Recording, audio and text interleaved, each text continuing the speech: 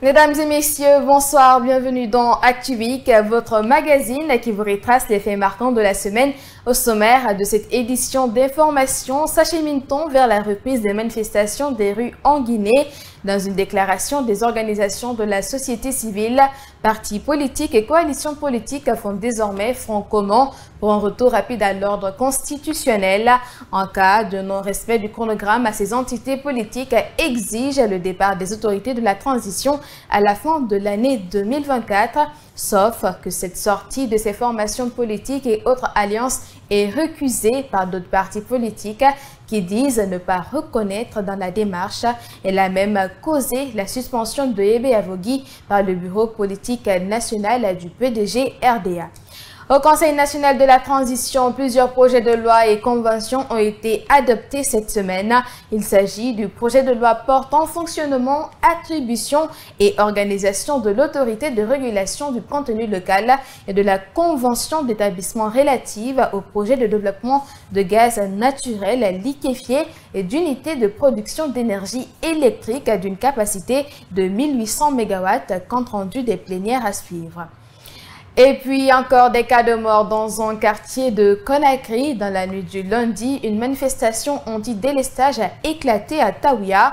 Au cours de ces échauffourées, 3 personnes ont trouvé la mort par balle, dont un enfant âgé d'une dizaine d'années. La famille de la victime demande que justice soit rendue.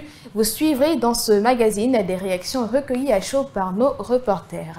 Notre reportage de la semaine nous conduira à Fria, à la découverte des articles en cuir qui occupent une place de choix dans les marchés de cette cité des Alumines. Cette ville industrielle reconnue pour la qualité de ses articles garde jalousement son rang de leader. Mais comment ces artisans parviennent-ils à offrir cette qualité? Immersion à suivre dans cette édition, c'est tout pour le sommaire.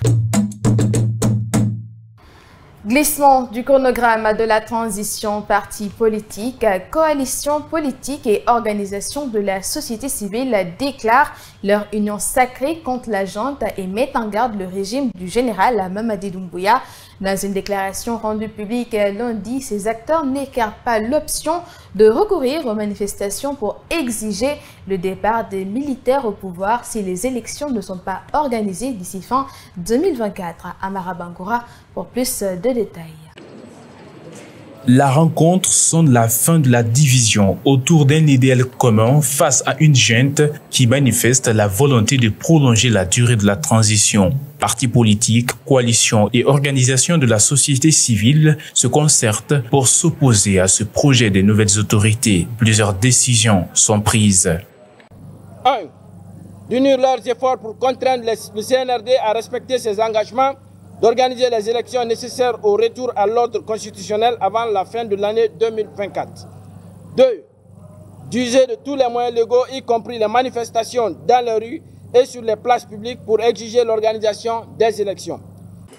Ces décisions peuvent être considérées comme une réponse commune envoyée au Premier ministre qui déclarait à peine nommé l'impossibilité de rendre le pouvoir aux civils en 2024. Si rien n'est fait dans ce sens d'ici la fin de l'année, ces acteurs n'excluent pas de prendre une autre mesure, dite forte. À défaut d'obtenir la satisfaction de cette revendication, les signataires de la présente déclaration se réservent le droit d'exiger le départ de la junte et la mise en place d'une transition civile capable d'organiser dans un délai raisonnable des élections crédibles permettant au peuple guinéen de choisir librement ses dirigeants. L'année 2024 devra marquer la fin de la transition guinéenne selon l'accord dynamique scellé avec la CEDEAO et le CNRD. Ces acteurs disent n'avoir aucune lisibilité sur les 13 points à exécuter pour le retour à l'ordre constitutionnel, alors que certains partenaires internationaux apprécient l'évolution de la transition guinéenne. Dans le même registre, le bureau politique national du Parti démocratique de Guinée pour le Rassemblement démocratique africain PDG RDA a suspendu mercredi dernier son secrétaire général par intérim, Yébé Avogui. Il a été, selon la note de service, remplacé par Mangamori Bangoura, jusque-là secrétaire administratif du parti. La jeunesse du PDG RDA regrette cette décision et affirme son soutien à Yébé Avogui. Mamadou Tanouba, reportage. La suspension de Oye Biavogui par le bureau politique du PDG-RDA oppose la vieille garde et la jeunesse du parti.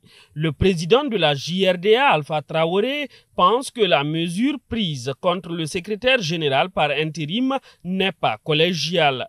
Ceux qui ont fait cette suspension pour nous simplement, ils sont à la solde d'un groupe, on ne sait pas encore qui, mais ce qui est sûr quand même, il y a une main noire derrière qui est en train de piloter, parce que naturellement c'est l'avis d'un individu, c'est l'avis d'une personne qu'ils ont suivi. Ça n'a rien à voir, ce n'est pas une décision collégiale pour nous. En attendant de régler le différend, le bureau politique national du PDG-RDA a mis l'actuel secrétaire administratif Mangamori Bangoura à la place de Oye Biavogui. Le président de la JRDA dit ne pas le reconnaître.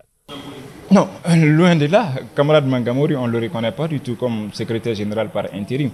Pour nous, il reste et demeure pour le moment, en tout cas, pour le moment jusqu'à la décision finale, la décision ici finale du bureau politique national authentique que nous considérons, dont moi-même je suis membre aujourd'hui, jusqu'à la décision finale, est-ce qu'il sera maintenu en tant que secrétaire administratif lui-même à son poste ou plutôt il sera suspendu? C'est notre position.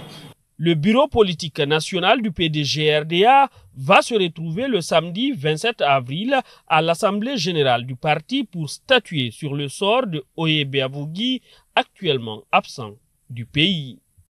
Le projet de loi portant fonctionnement, attribution et organisation de l'autorité de régulation du contenu local a été adopté ce mercredi au Conseil national de la transition.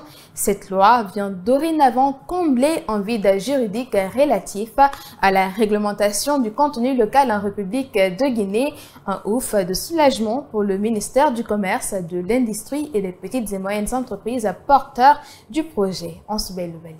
C'est une avancée remarquable qui est donnée au contenu local guinéen. Le Conseil national de la transition, qui fait office de parlement pendant cette transition, vient d'adopter le projet de loi portant autorité de régulation du contenu local en République de Guinée. Une étape qui satisfait la ministre du Commerce, Diaka Sidibé, initiatrice du projet.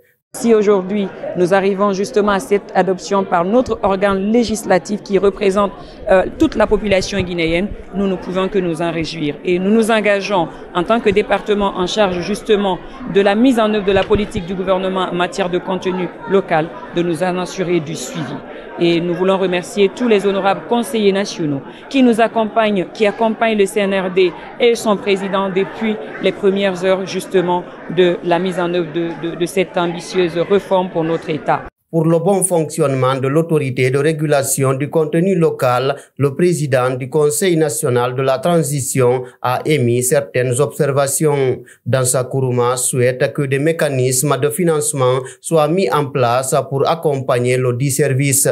Si nous ne créons pas de mécanismes alternatifs pour permettre à l'organe de financer certaines activités de contrôle, d'inspection, de sensibilisation, de formation, s'il faut attendre le BND, le budget national pour le faire, ça va jouer sur sa capacité opérationnelle. Et par expérience, nous avons vu des entités similaires s'embourber parce que tout simplement, elles n'avaient pas les ressources nécessaires pour faire leurs activités de régulation. Qui parle de régulateur, ça veut dire qu'il a les moyens de sa politique. Il a les moyens d'agir sans venir tendre la main à l'entité qu'il est censé réguler. Un autre projet de loi était inscrit à l'ordre du jour lors de la présente plénière. Il s'agit de l'amendement de l'article 36 des statuts de la Banque centrale de la République de Guinée. Restons avec vous en Soubaïlo-Baldé pour dire que la convention d'établissement relative au projet de développement de gaz naturel liquéfié et d'unités de production d'énergie électrique d'une capacité de 1800 MW a été adoptée au Conseil national de la transition.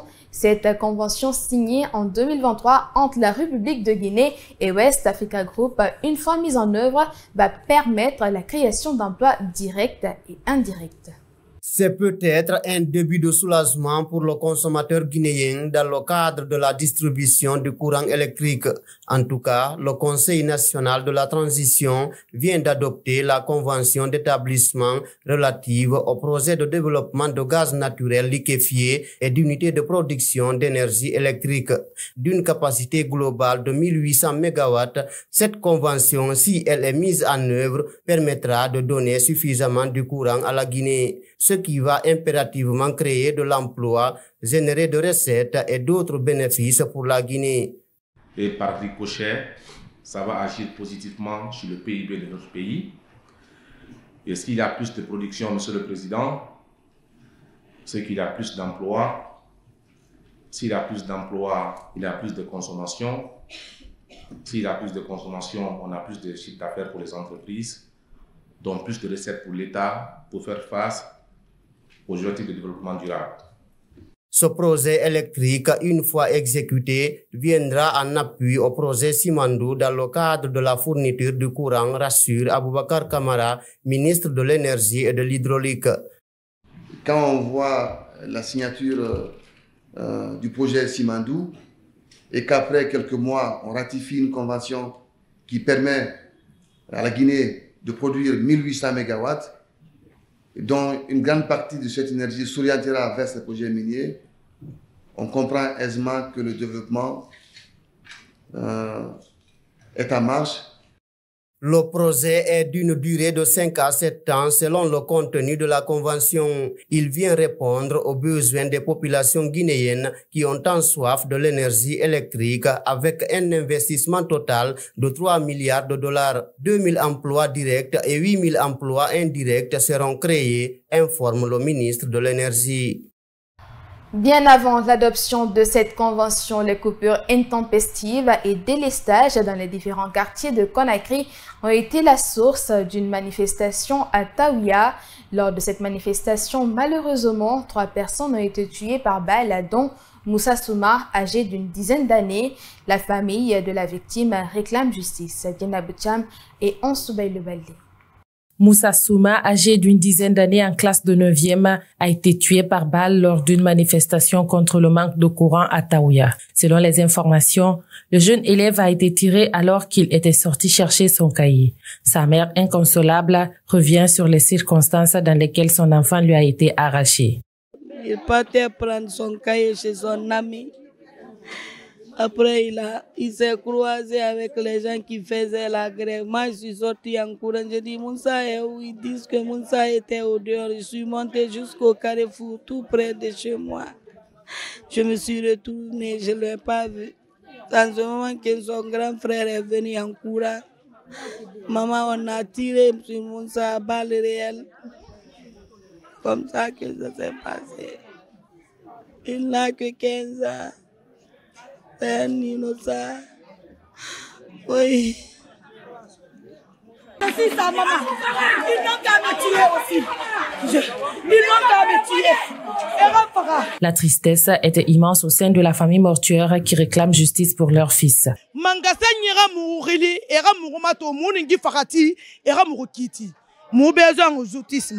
Nous demandons à l'État de rendre justice pour la manière dont cet enfant a été tué. Nous nous remettons à Dieu. Depuis hier 20h jusqu'à maintenant, les policiers nous empêchent de faire notre deuil. Ils tirent des gaz et des balles sur nous. Ils veulent nous tuer nous aussi. Comment on peut tuer l'enfant d'une personne et l'empêcher de faire son deuil? Nous pensons que l'État est là pour nous. Mais la façon dont nos enfants sont en train de se faire tuer, nous n'acceptons pas.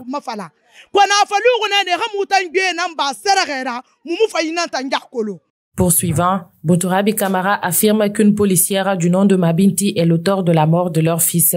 Elle revient sur son échange avec la policière. Policier guinéen, Mabinti,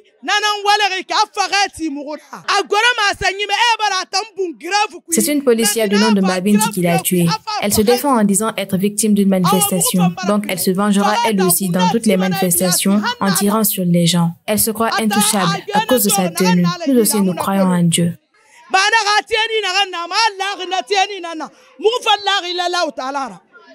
Au moment où nous quittions la maison mortuaire, des heurts ont éclaté entre manifestants et forces de l'ordre.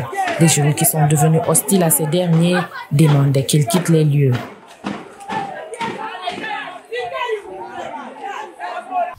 Sur un tout autre plan, la campagne agricole 2024-2025 a été lancée lundi par les autorités guinéennes sur toute l'étendue du territoire national, sur une surface de 81 140 hectares.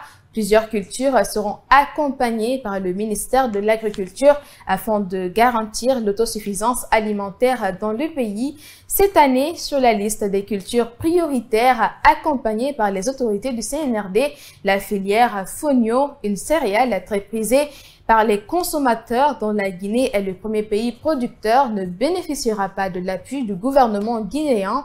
Rencontré par notre rédaction, Lanciné Sangaré, ingénieur agronome, s'est exprimé sur le sujet. Suivez-le dans ce reportage.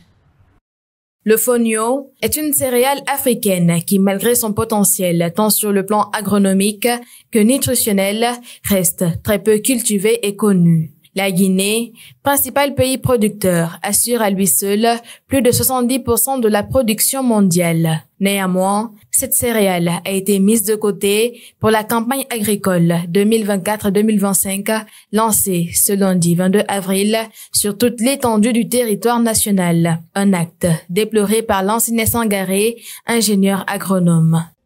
On doit normalement valoriser le fonio. Après le riz, on doit mettre le fonio pour pouvoir non seulement donner la sensibilisation pour la consommation de fonio, et donner aussi la chance à la Guinée d'être reconnue encore par les mieux connus. C'est-à-dire, parce que quand tu regardes, la Guinée est le premier pays producteur de fonio dans le monde. Tu vois que la Guinée, dans ça, cette céréale n'est pas valorisée. On valorise quelque chose qu'on n'est même pas deuxième ou troisième rang. Cette céréale joue un rôle primordial dans la lutte contre la faim et la sécurité alimentaire. Pour la valoriser, l'État doit mettre en place les ressources nécessaires. L'État doit mettre l'accent sur la production. Mais, une fois que c'est produit, les mêmes céréales sont emballées et envoyées dans les autres pays. Mais on se demande, quand tu vois la production annuelle de la Guinée, tu vois c'est-à-dire la consommation par rapport à la production, mais tu te demandes, mais c'est pas possible. Quand tu regardes même, c'est-à-dire si la Guinée parvient à produire à 222 000 tonnes, dans les 222 000 tonnes là, si au moins la moitié est là, est vendue dans notre pays, le fonio n'allait pas grimper aujourd'hui jusqu'à 25 000, 30 000 francs le kilo au marché. Pour cette campagne agricole 2024-2025, ce sont 81 140 hectares qui vont être cultivés sur toute l'étendue du territoire national. L'importance de développer et de maximiser les ressources agricoles internes pour répondre aux besoins alimentaires de la nation reste à prouver, conclut notre interlocuteur. Dans une lettre explicative adressée au Premier ministre de la Transition, l'Union des consommateurs de Guinée demande une amélioration des conditions de vie et de travail des citoyens. La structure syndicale qui défend les consommateurs guinéens évoque des secteurs dont le niveau de vie est véritablement impacté. Le reportage de Ansubel Baldé pour en savoir davantage. La vie chère est le premier élément inscrit dans la lettre adressée au Premier ministre Amadou Riba par le président de l'Union des consommateurs de Guinée. Ousmane Keïta est parti du constat qui révèle la souffrance des consommateurs depuis un moment. On s'est dit que si les prix n'étaient pas respectés, c'est parce que certains commerçants n'avaient pas voulu jouer le jeu. Et c'est en cela qu'on a rappelé, qu'on a alerté monsieur le Premier ministre et aussi Madame la ministre du Commerce et la Direction nationale du commerce intérieur que les agents assermentés qui sont censés, qui font le contrôle sur le terrain, eh bien ces agents-là sont en nombre insuffisant par rapport, n'est-ce pas, au nombre de marchés qui sont dans les quartiers de Conakry et même à l'intérieur du pays. Et vous savez, sans contrôle, il est très difficile d'appliquer une décision. Le manque de courant dans les foyers est aussi un facteur qui touche négativement la vie des consommateurs. Ousmane Keïta déclare que la desserte en électricité doit être la priorité des priorités. Nous avons dit donc à monsieur le Premier ministre que pour nous, les consommateurs, la priorité des priorités, c'est effectivement la desserte en électricité. Parce que sans courant, sans électricité, sans énergie, point de développement. L'environnement adéquat et les soins de santé sont des éléments indispensables pour tout citoyen. Le Guinéen est en manque, d'où cette interpellation à l'endroit du Premier ministre. Écoutez, il y a eu des efforts au niveau des infrastructures sanitaires, tant au niveau de Donka qu'au niveau de l'hôpital sino-guinéen, mais on a l'impression, en allant justement dans ces hôpitaux qui sont des hôpitaux publics, qu'on a plutôt affaire à des cliniques privées, tellement le prix est onéreux. Donc pour nous, c'est un frein très sérieux à l'accès aux soins de la part des moins nantis. On demande donc à Monsieur le Premier ministre, à travers, n'est-ce pas, le ministre de la Santé, de se pencher sur ce cas-là. La récurrence des incendies ces derniers temps en Guinée donne beaucoup à réfléchir sur leur origine, a déclaré Ousmane Keïta, président de l'Union des consommateurs de Guinée. Parlons de la bonne gouvernance dans cette édition d'information, ce processus par lequel un gouvernement conduit des affaires publiques sans abus ni corruption est-il respecté en République de Guinée? Plusieurs formations politiques dénoncent une mauvaise gestion de la chose publique.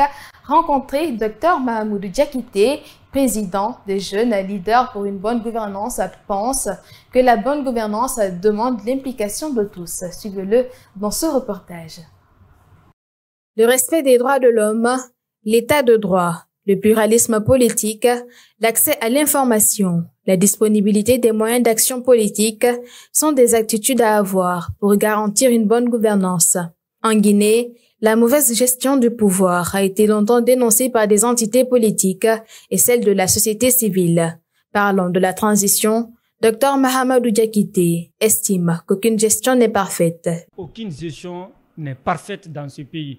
Donc moi je dis, et surtout tout récemment on a suivi la sortie du G5, les Nations Unies, la CEDEAO, l'Union européenne, la France et les États-Unis, qui ont dit que la transition va dans le bon sens.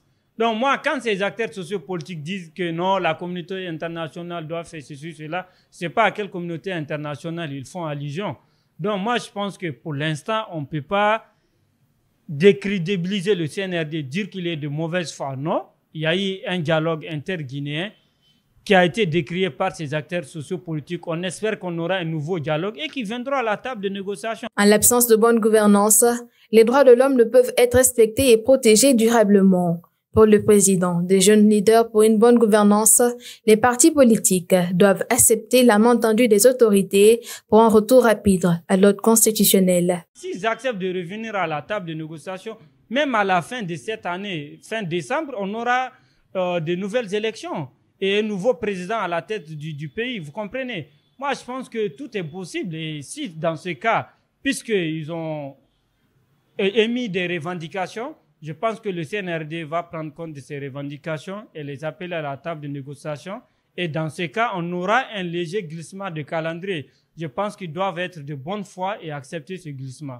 Le 30 janvier 2024, la Guinée a été classée 141e sur 180 pays évalués à travers le monde sur l'indice de perception de la corruption par Transparency International, un classement qui laisse place au doute, notamment dans le cadre de la bonne gouvernance.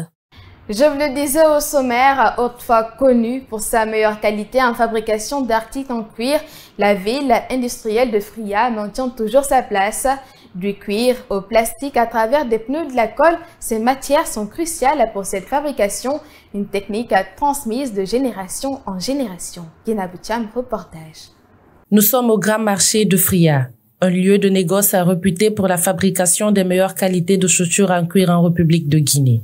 Très prisé par les consommateurs, chacun essaye de trouver son goût. La matière première, qui est le cuir, est soigneusement préparée comme le fait Ismaël Diallo. Quand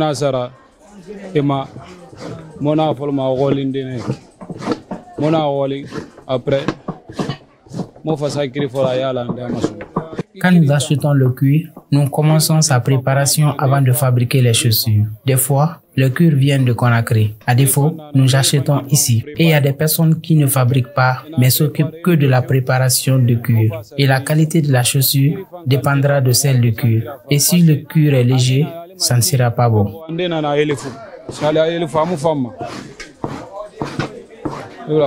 Après l'acquisition du cuir, les chaussures et autres articles sont confectionnés à travers une technique artisanale particulière. Amadou Baré, qui la pratique depuis plusieurs années, explique. Il y a beaucoup d'outils, comme on a le cuir qui est là, le caoutchouc qu'on met en bas là. Il y a aussi les objets artificiels comme la colle, beaucoup de souches. En fonction du cuir là, ça vient de Conakry non traité. Ça vient ici, on l'amène au marigot là-bas pour traiter. Ça aussi, ça prend beaucoup de temps. Ça aussi, c'est une façon manuelle qu'on le fait ici. Ici, le travail est fait avec joie et précision. Cet héritage que la plupart ont reçu des parents s'investissent pour sa pérennisation. Pour eux, c'est un devoir culturel. Jusqu'à présent, Fria porte ce nom. Les meilleures chaussures en cuir sont fabriquées chez nous et nous en sommes fiers. Ce travail est un héritage de nos parents. C'est pourquoi nous passons tout notre temps ici à travailler.